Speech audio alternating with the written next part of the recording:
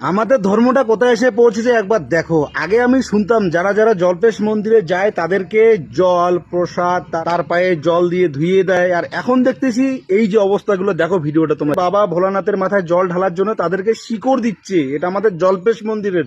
আপনারা একটা বিবেক বিবেচনা করেন, এই যে ছেলেগুলা এরকম যে কাজ করতেছে, এটাতে আমাদের যে ধর্ম সনাতন ধর্মের যে কত বড় একটা যে নিন্দনীয় কাজ হচ্ছে। যা শালা, আমি মনে করছিলাম যে তুমিও সনাতনী, কিন্তু এখন জানতে পারলাম তুমিও মুসলমান।